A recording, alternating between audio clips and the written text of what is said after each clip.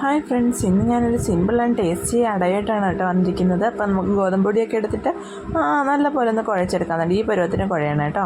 എന്നിട്ട് നമുക്ക് തേങ്ങയ്ക്കകത്ത് പഞ്ചസാരയൊക്കെ ഇട്ട് ഒന്ന് മാറ്റി വെക്കാം. നമുക്ക് ആവി കയറ്റാൻ വേണ്ടിയിട്ട് ഇഡ്ഡലിക്കുട്ട എടുത്ത് അതിനകത്ത് വെള്ളം നിറച്ചിട്ട് വെക്കാം കേട്ടോ. അതിനിടയ്ക്ക് ഞാൻ ചായ കുടിക്കാനൊക്കെ ഇറങ്ങിയിട്ടുണ്ടായിരുന്നു. അപ്പോൾ നമുക്ക് ഇല എടുത്തിട്ട് നമുക്ക് പരത്തി തുടങ്ങാം.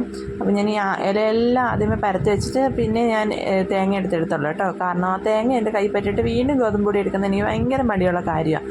അപ്പോൾ നമുക്കതെല്ലാം നല്ല പോലെ തേങ്ങയിട്ട് മടക്കി വെച്ചിട്ട് നേരെ ആവി പുഴുങ്ങാൻ വേണ്ടി വെക്കാം. ഇത് സിമ്പിളാണ്. ഇതുപോലുള്ള റെസിപ്പികളൊക്കെ ഇഷ്ടമാണെങ്കിൽ എല്ലാവരും സബ്സ്ക്രൈബ് ചെയ്ത് സപ്പോർട്ട് ചെയ്യും കേട്ടോ. അപ്പോൾ അതുകൊണ്ട് ആവിയൊക്കെ കയറിക്കിട്ട് ഞാൻ തുറന്ന് നോക്കുന്നുണ്ടേ. തുറന്ന് നോക്കുമ്പോൾ നല്ല വെന്തിട്ടുണ്ടായിരുന്നു. ഇത് നമുക്ക് കഴിക്കാൻ വേണ്ടി എടുത്താലോ. അങ്ങനെ ഞാൻ കഴിക്കാൻ വേണ്ടി രണ്ടിടയൊക്കെ എടുത്തിട്ട് ഇരുന്ന് കേട്ടോ. നല്ലപോലെ വെന്തിട്ടുള്ളതുകൊണ്ട് പെട്ടെന്ന് തന്നെ ഇലയിൽ നിന്ന് വിട്ടു പോരുന്നുണ്ട്. വെളിച്ചെണ്ണ തേക്കേണ്ട ആവശ്യം പോലും ഇല്ല. അപ്പോൾ അതാണ് ഞാൻ കഴിക്കുന്നുണ്ട്. അപ്പോൾ ഓക്കെ, അടുത്ത വീഡിയോ കാണുന്ന